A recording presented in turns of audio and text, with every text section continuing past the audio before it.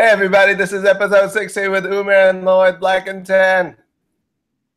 Come enjoy this podcast with Cubicles and Controllers. Episode 16. Lloyd, introduce yourself. Say hello. What's up, everybody? What's up? What's up? Come on, man. Let's turn it up. Let's turn that energy up. So today, there's not a lot of news to talk about. They released a new character in Street Fighter V for the upcoming Street Fighter V, an Arab dude named Rashid who has the power of the wind and everything. Pretty cool looking character, pretty well designed character.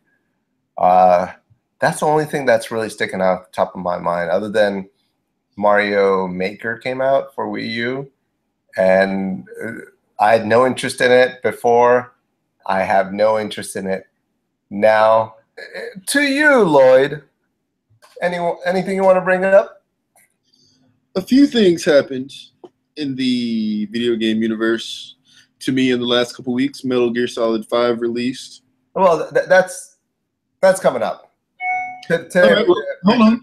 There was that.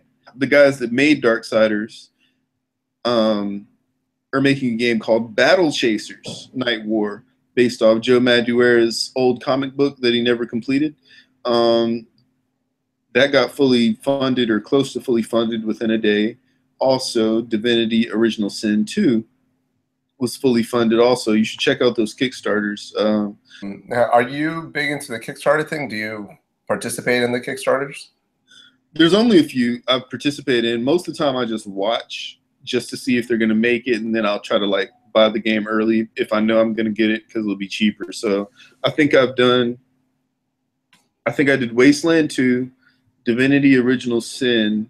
All right, let's get into it. We're pretty much straight going to go into, we're talk about two games. Lloyd has been playing the new Metal Gear, which according to Hideo Kojima, is that his name? Hideo Kojima, right? Yes.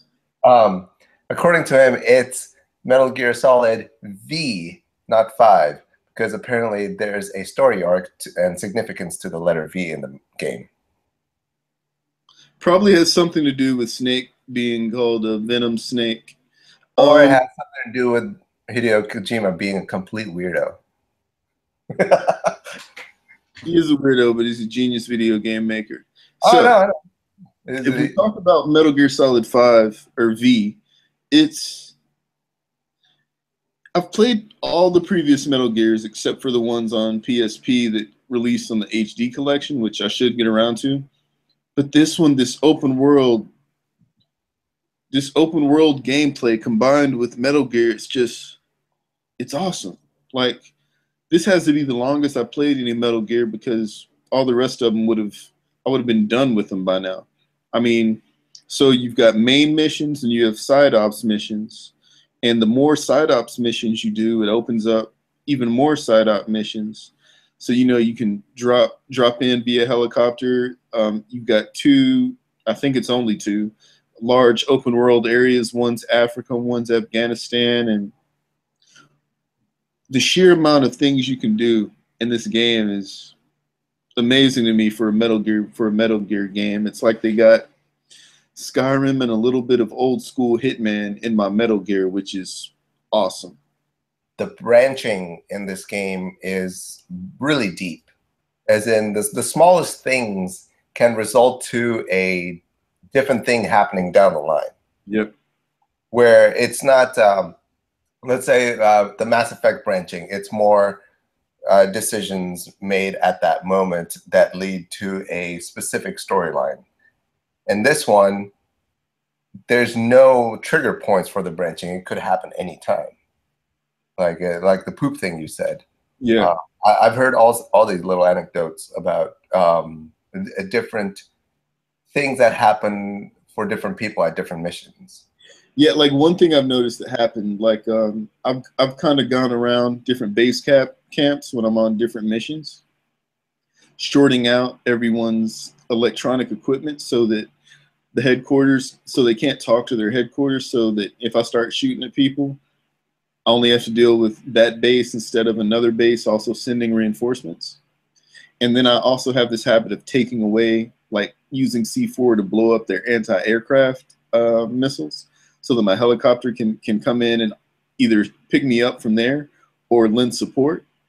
And I noticed that in some cases that's kind of made the game a little harder. You wouldn't think it would, but this is why. When I come back to that mission area for a mission, because they don't have anti-aircraft stuff, and they know I can drop in my helicopter, they'll have a gunship flying over the mission area, like a big helicopter that flashes a spotlight all over the place in different intervals, so that, kind of covering the base. And it was like, well, crap, I didn't expect that. But that's kind of cool. Yeah, but are you following the story then, or is a game good enough to play on its own without really knowing the whole story? I think it's good enough to play on its own. I mean, I know the story, but I mean, especially because it's a prequel and everything. Like, if you actually want to know the story, they have cassette tapes, and you can get the story. You can get the story standpoint. But it's the game is good enough to play that you don't have to know all the intricacies of the story. Like, I think because the open world and everything you could do, and the way you enjoyed Batman Arkham Knight, I think you could play this. So, your takeaway, what are like your highlights? What do you really like about the game? Highlights: emergent gameplay, open world. A lot of times, if you think that you can try to do something to either escape or I wonder if this will work, a lot of times it will. So the emergent gameplay is good. And it's, from a length standpoint, it's so much bigger than most Metal Gear games, and I enjoy that. I think you can make it as long. You can make it really long if you want to, or you can make it really short. Like, you don't have to do the side ops. And if you stick to the main missions, from what I understand, there's about 50. So it's got a good length either way. But this is a classic Metal Gear game. I wish they would go back and remake the ones that came before Solid, the one on PlayStation. If they remade those with Solid Snake and this engine, I would totally play them. Dude, of all the videos I've seen, this game is very, very impressive looking. Very impressive looking. It's beautiful. Like, it's like I'm in all. There's a few games. There's only a couple games when I first start playing them. I can't believe I'm playing a game where I can do this much in a scope of this magnitude. Now, eventually, I get used to it. But like those games, this is one of them. The Dragon Age Origins was also one. Dragon's Dogma and Mass Effect, and for all different reasons, those are the games that stand out in my head. Like, I can't believe I'm playing this when I first start playing it. And for the first probably 20, 30 hours I played Metal Gear, it was like I was just in awe. And I'm still deep in playing it right now. Like, from a main mission standpoint, I think I'm 29 into 30. Damn. And they're supposed to be like 29 of 50 of Metal Gear, and their side ops missions are supposed to be like 150. And I've probably done half to 3/4 of those right now. So, what are there things you didn't like about it, or things you think that could have done better? A couple minor technical issues, but the only thing I really don't like is there's water in the game, but you can't swim. I think that's the only downfall. It's like in The Witcher, you see water, you can swim, there's kind of things you can do. I think they could have done something better with that. If you fall in the water in this game, you're dead, and I hate that. Because, those high-tech military trained people can't swim. I mean, for everything else they've done, it's not an issue, but that's probably that's the only thing? The only thing. But the game I was actually going to review was The Order 1886, which kind of made a lot of bang when it first came out. Panned. Huh? It got panned when it first came out. Well, it didn't flop. It wasn't hated. It just got all right reviews. The game, I agree with the average. ratings that it got. Not the fact that I was disappointed by it, but there was a lot of unused, untapped potential with this franchise. And I say franchise because Sony has said they want to make it a franchise, and which I'm happy, because I have to say this is one of the best developed fiction worlds that I've seen in video games. So you say that, but why was it only a fair game? Well, I'll get to that. I'll talk about the good things about this game. The plot is incredible. The plot is really, really cool. It's really good. It does end in a cliffhanger, pretty much insinuating that there's more to come, which kind of sucks if you're a guy who spent $60 and you want a complete game experience, because you're not buying like a trilogy ahead of time. You're buying a single game, and the plot is really good. The story writing, you can tell that people who write movies or develop movies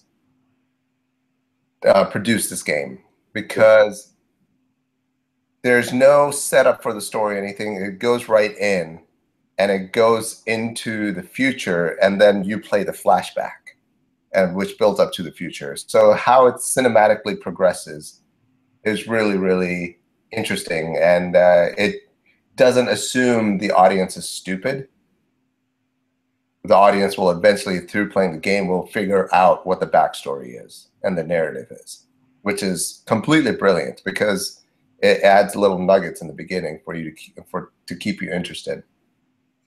What I really, really loved about this game, it is the best looking game I've ever played. But the amount of work put into the visuals, the character models are amazing. The texture work is impeccable. There's not a single part of the game where you go, oh, there's a goof right there, or they didn't put any effort right there. Every single thing is perfect. The game is astonishing. In fact, it's so good that they have a few things that they didn't dive into that stand out like a sore thumb. And by that I mean when you walk across a silver tea kettle, you have little reflections of yourself on that tea kettle, and it makes it really realistic. It's really cool. But there's parts where you're standing against like a floor, ceiling to floor mirror, and there's no reflection of you. It's just like a generic bitmap reflected in the back. So things like that stand out, but otherwise, every single thing, visually, this game is very unique. They took a lot of their ideas or influence, I would say, from BioShock, where they put it in the old world with modern technology or even futuristic technology. It's beautiful, and the production value is just amazing. What sucks about this game, and I think this is where the game didn't make the splash, was the developers relied a little bit too much on QuickTime events. But in this game, the QuickTime events there's a scene right in the beginning where you jump out the building and you walk on the balcony and you climb down the stairs.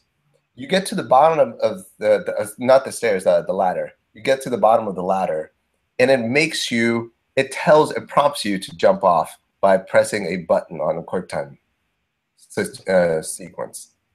I was like, just freaking jump off. You don't have to guide me to jump off the ladder, which was kind of absurd. And then there's a lot of QuickTime events thrown into a flow of an action sequence happening, and then it completely cuts into a QuickTime sequence, and it breaks that little flow up of that story being told. And from what I read, they use them a lot. Yeah, they do, which is a little frustrating, because otherwise, when you're in full control of the characters in the game, it works amazingly. It's very tight. It's very, very responsive. It does what it's supposed to do. but they threw in QuickTime events as if they ran out of time in production to fully develop those scenes. Like they were on time crunch, and they said, you know what, just animate this area and put in like some QuickTime sequences. And that's the only reason the game fails, because there's some really, really amazing moments that could have worked without the QuickTime feature thrown into them. That's the only thing that takes away from the game. Otherwise, I mean, those are my two complaints. The QuickTime events are not done properly. You can use QuickTime events a lot, but if you use them just sticking them in random places, it ruins the flow of the game. And then the ending was a little disappointing, even though it alludes to more of the story being told later on.